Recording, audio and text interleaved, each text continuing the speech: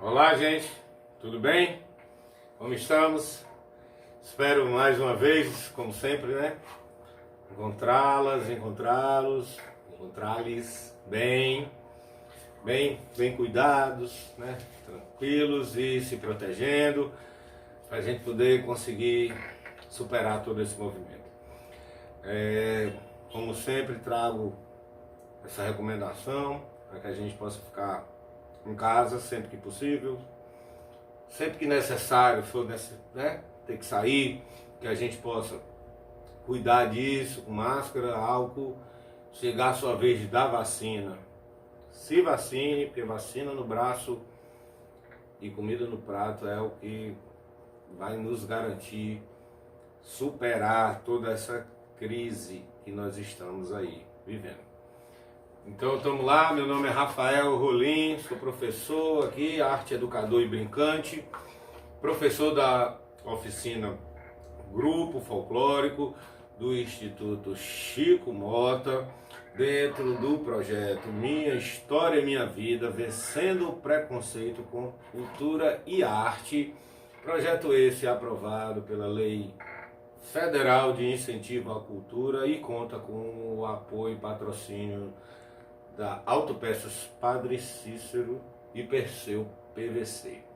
Então estamos mais um encontro aqui, já chegando na nossa reta final. Temos ainda alguns encontros para frente, mas que o mais importante disso é que a gente tenha construído essa trajetória que é o que importa, né? É o processo, é o caminho. E esse caminho com a cultura é algo que muito nos ensina, muito pode nos instigar a criar, a inventar. E aí, nos últimos encontros, estávamos trabalhando ali dentro da perspectiva do samba de roda, dos grupos que variavam e transitavam dentro dessa manifestação, e aí que esse samba de roda bebe em todo um processo histórico nosso que tem total relação, né, com a capoeira, com as religiões de matrizes africanas, né, aí os candomblés, as umbandas, que isso ocorre, né, essa manifestação, essas formas de se manifestar, né, seja elas culturais, artísticas, né, e aí o religioso entra no cultural em todo o Brasil. Então, portanto, isso esse tipo de manifestação é algo recorrente em todo o nosso país, e aí não só no Brasil, né? Se você tiver a oportunidade de pesquisar um pouquinho mais aqui pelo Uruguai, pelo Paraguai, Argentina, próprio Chile, Peru, você vai encontrar certamente, como eu encontrei, uma série de referências e influências nessas e dessas manifestações, no sentido de que a gente tem uma cultura muito forte indígena, né? Uma cultura popular, né? Aí, como a gente chama, como o próprio nome da disciplina chama de folclore, indígena, porém com eu diria acréscimos, pitadas, e aí depender do lugar, com total influência dessa referência ibérica, né? Não só ibérica, mas principalmente ibérica, né? E quando eu falo ibérica, eu estou falando basicamente ali daquela região de Leão e Castela, né? Inicialmente, que depois se transforma em Portugal, Espanha, mas que aquilo se reverbera para um pedaço da Europa, tanto ao sul, quando você vai para a Itália, quanto ao norte, quando você vai para a França. E se a gente for atrás de buscar maiores reminiscências, quando eu falo de reminiscências, estou falando de memórias, estou falando de resgates, porque a palavra resgate está desgastada. Quando a gente fala de reminiscências, a gente está tentando construir junto com a nossa memória e a história, um passado que a gente possivelmente ou provavelmente não viveu, mas que a gente tenta desenhá-lo num presente para, inclusive, projetar um futuro. E o leste europeu, por exemplo, é outro espaço muito fantástico que a gente tem de influências. Influências estas que a gente vai ver talvez muito mais aí descendo um pouco mais para o sul do Brasil, que aí a gente já pega um pedaço da Alemanha, já chegando ali com aquela divisa, né, que é exatamente onde teve a Segunda Guerra, né, naquele caminho já saindo de um pedaço de uma Europa que estava mais próxima a esse Oceano Atlântico, né, mais próxima a essa África, mais próximo a esse Brasil, né, essa América do Sul, e nós vamos para o outro lado. E isso, por que eu estou dizendo isso? Porque depois de trazer toda essa trajetória, né, do reisado, da ciranda, do coco, que eu sempre faço de alguma forma, essa recapitulação, né, para poder a gente não perder o contexto, não por conta de quem já está acompanhando, mas principalmente por quem possa vir a acompanhar o processo do meio para o final, né? Por exemplo, quem está assistindo essa aula, talvez seja importante, né, trazer essa referência de que nós já trabalhamos com várias outras manifestações e tradições e artes, linguagens das artes, e agora nós estamos chegando aí numa reta final, como disse no começo, porém com muito fôlego e com muita vontade de trazer novas informações, curiosidades, memórias, histórias e experiências para que a gente possa garantir aí ao final do nosso curso, da nossa oficina de grupo folclórico, um material, né, um arcabouço, não só teórico, visual, né, metodológico, mas sim que a gente possa garantir essa troca, né, de experiências, e isso eu acho que seja um dos pontos mais importantes e que eu gostaria e quero, né, garantir para que isso seja algo que possa ser fortalecido dentro desse movimento, desse processo, dentro desse projeto, que é exatamente aí minha história e minha vida, né?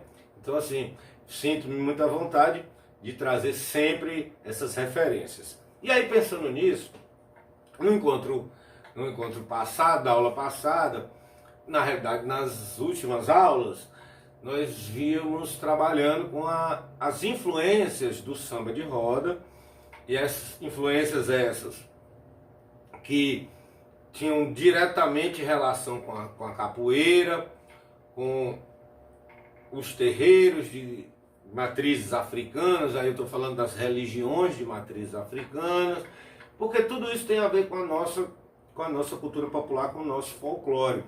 E aí, dentro dessa perspectiva, a gente avançou um pouco mais até chegar, como foi dito também, nos grupos, né, de afro, né, nos blocos afros. Aí eu trouxe também um pouco da influência do Olodum, né, de quanto esses grupos como Ileaê, né, Filhos de Gandhi, Araqueto, grupos tradicionais, Malê de Balê, lá em Itapuã, aí lembrando a saudosa praia de Itapuã, onde tive a oportunidade de passar um período, conheço demais.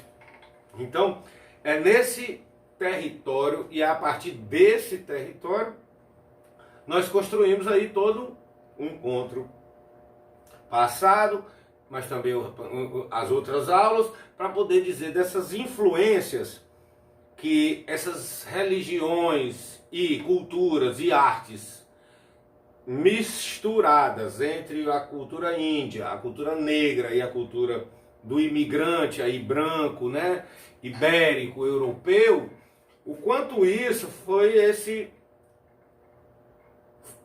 possível a partir disso, enquanto esse encontro constituiu todo esse caldeirão de matrizes e influências e de possibilidades estéticas que geraram e gestam, né? Na realidade, gestam e gerarão, né? E gestarão novas possibilidades. E aí chegamos nesses grupos, né? Grupos afro. E isso também para chegar num ponto outro que para mim é muito, muito interessante, para mim como pesquisador. Eu acho que aí conversando com os colegas, amigos, músicos, brincantes, batuqueiros, mestres, da importância de um fenômeno que aí o Brasil se destaca enquanto cultura popular. Parece que não, parece que às vezes não está distante do nosso folclore por conta da visibilidade criada. Porém, é parte fundamental de nossa cultura, que é o carnaval. Nós estivemos conversando até hoje e pouco falei sobre o carnaval. E todas essas manifestações que eu trouxe até hoje, eu não diria todas especificamente, mas a sua grande maioria tem uma relação direta com essa data, e não só essa data, mas porém esse período festivo. Mais do que uma data que vai de final de fevereiro ali, início de meio de fevereiro, né? Mais do que essa data de 4 dias, o carnaval, dentro de um processo histórico, aí eu não vou falar agora do carnaval que nós vivemos hoje inicialmente, talvez no nosso próximo encontro eu fale sobre isso, mas no nosso primeiro momento, esse carnaval, a ideia de carnaval, né, aí historicamente falando, né, pensando numa ideia sociológica, esse carnaval, ele tinha, e ele tem até hoje, e é isso que o mantém vivo, uma conotação de subversão, né? Uma conotação de inversão de valores. Se você olhar todo o processo histórico e atrás desse processo que é exatamente, né, lá depois do Dia de Reis, que antecede a Quaresma, né, que vai dar lá no Corpus Christi, que é esse momento que é dado de alguma forma, né? Muitos pesquisadores falam que é dado de alguma forma ao povo esse momento de libertinagem, de liberdade extrema.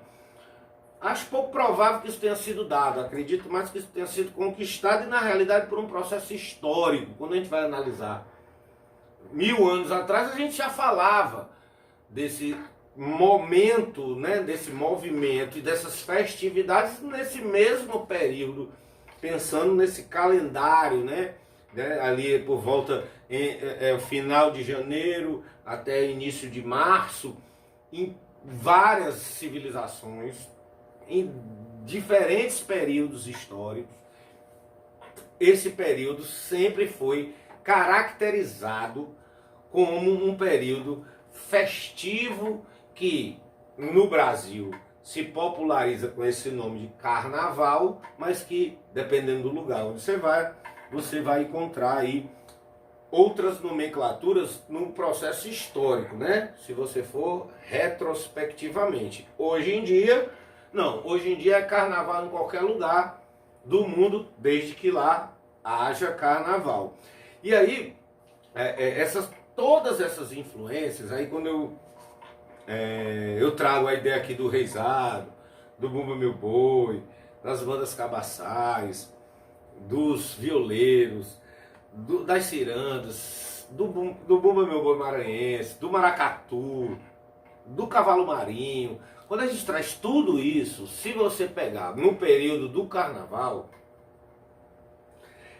que aí é uma grande mistura, uma grande miscigenação, você vai ver que isso ocorre, primeiro, né, aqui pensando em Brasil, em todo o Brasil, porém com uma grande potência de misturar todas essas influências, misturar todas essas potências. Então, assim, tem lugar, como eu disse, nos encontros passados e nas aulas passadas, chega no carnaval, você vai ter a brincadeira do boi. Se você for para o interior ali, para a região litorânea ali de Alagoas, ali perto de Maceió, você vai ter boi, bumba meu boi na época do carnaval, né? Se você chegar aqui em Fortaleza, né? Aqui não, porque nós estamos nesse momento na região metropolitana, mas poderíamos nos considerar. Se você for para a Avenida Domingos Olímpio, que é aqui no centro da capital, né? Você vai encontrar aí já não mais o que a gente encontra no Maranhão ou em Pernambuco. Você já vai encontrar o maracatu. O maracatu já brinca no carnaval, e sobre o maracatu já conversamos, falei sobre e trouxe essa referência na hora que nós estávamos no encontro que falávamos sobre o carnaval, sobre o maracatu, e agora estamos falando sobre o carnaval. Então, essa é uma manifestação que ela consegue dar conta. Aí se você, por exemplo, desce pro litoral aqui do Ceará, mesmo dentro do mesmo estado em que na capital você vai brincar o maracatu, chega no litoral ali na região de Morro Branco, Beberibe, você vai ter a cultura do trio elétrico. Ou seja, já outra coisa. Se você for para Pernambuco, você vai encontrar músicos que tocam nas cirandas, que tocam nos caboclinhos, que tocam nos maracatus e que tocam também nos cavalos marinhos. Todos esses músicos tocando nas orquestras, nos blocos carnavalescos, né? Como tem em Recife, né? O Galo da Madrugada, né? Tantos outros blocos famosos nessa grande festividade que é o carnaval. Então você vai percebendo que, a depender do lugar, todas essas manifestações que nós tratamos até agora, desde o último encontro do samba de roda até o primeiro lá do Reisado, passando pelas bandas cabaçais, tudo isso, tudo coco, você vai conseguir, a depender da localidade, da região, muito provavelmente no carnaval, que é essa grande festividade, que é esse grande festejo, esse grande ritual brasileiro, mas não é genuinamente, né? A gente não inventou o carnaval, nós inventamos o nosso carnaval. E aí é dentro dessa grande mosaico, né, de possibilidades que a gente consegue perceber a potência não só dessa festividade, mas por que ela é potente? O carnaval no Brasil só é potente, não se iluda, não é por conta da Marquês de Sapucaí, né? Nem o Sambódromo lá de São Paulo, lá no AMB, né? Não são esses dois espaços que caracterizam o nosso carnaval. O nosso carnaval, ele é secular. Esses espaços têm no máximo 50 anos.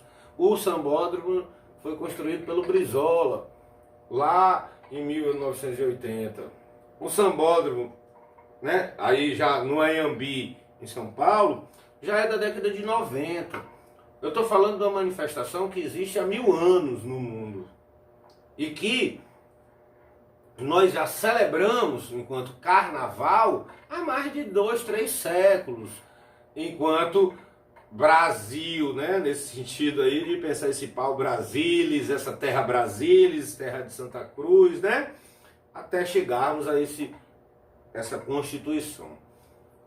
E aí assim, ao final do encontro de hoje, eu vou trazer aí já um vídeo muito importante que vai falar um pouco de como eu enxergo e como eu penso essa pesquisa sobre esse carnaval a partir dessas misturas, dessas conjunções, né? Dessas junções e conjunções que nos servem muito para pensar, pode nos ajudar, né? contribuir para que nós possamos enxergar todas essas manifestações que eu acabei de dizer e o quanto também essas manifestações podem e são constituidoras de nossos festejos, de nossos festivais, de nossos rituais, de nossas celebrações. Posso não estar sendo talvez tão claro, mas eu vou dizer uma coisa, talvez um exemplo. Eu cheguei em Salvador, Natal, dia de Natal. Era uma festa, né?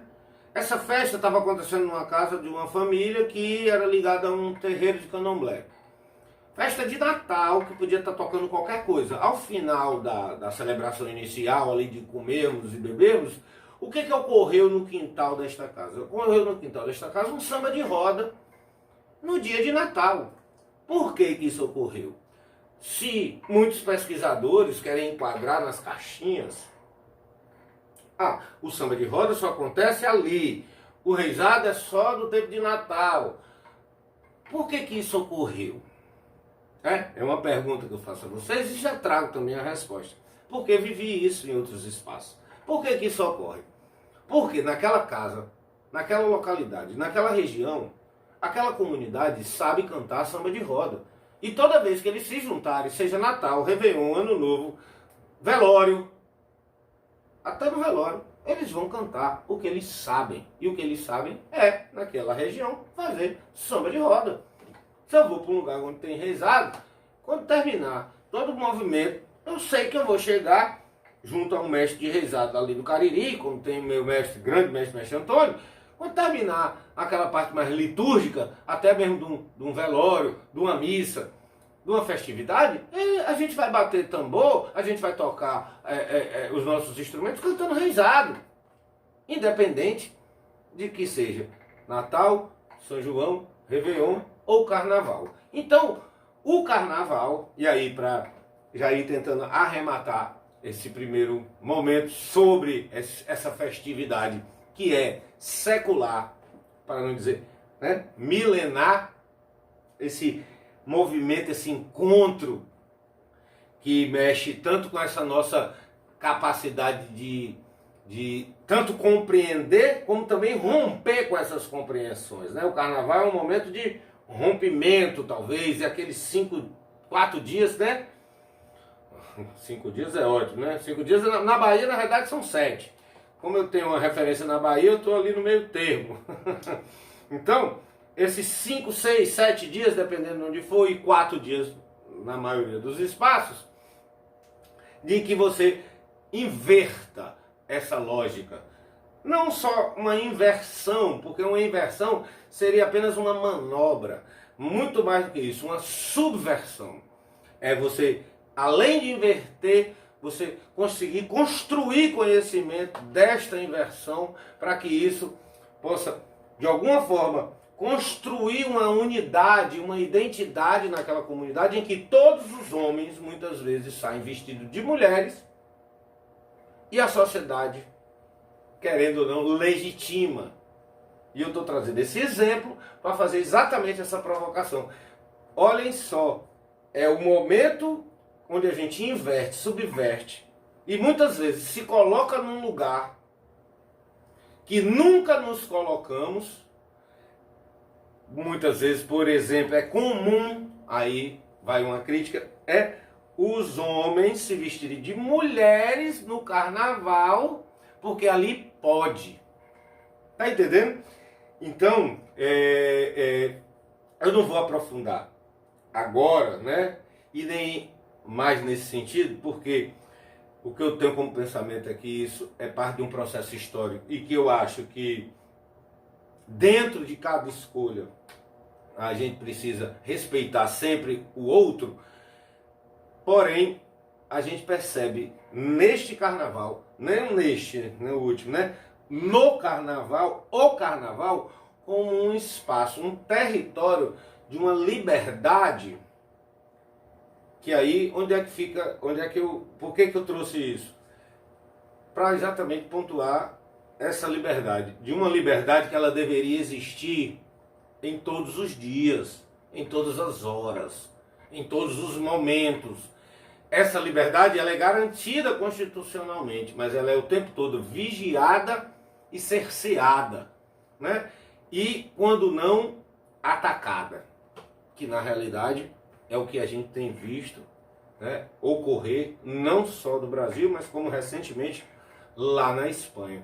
Então, entendam como, para falar de uma manifestação, para falar de cultura popular, para falar de carnaval, a gente precisa falar de mundos, do meu, do seu, do nosso. E pena que a gente não está aqui, né, numa sala presencial, porém em breve nos encontraremos. E hoje é essa a aula, esse o recado. Espero poder contribuir sempre. Vocês vão ficar aí com um vídeo aí que é muito legal, tem aí um final, uns 6, 7 minutos aí, que é muito legal, que é de um grupo que eu fiz parte, que fui fundador, faço parte na realidade. É um grupo que brinca o carnaval em Salvador há quase 10 anos. E é essa a nossa trajetória.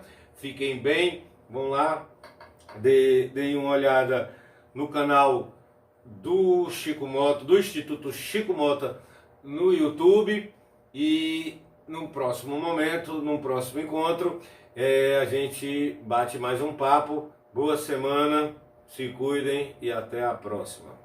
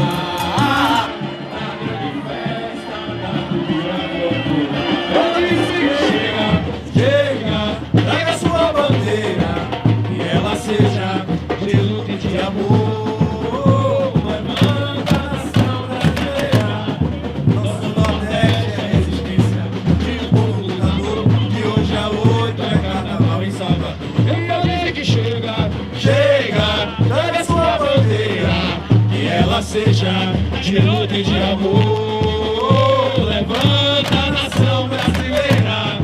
Nosso Nordeste é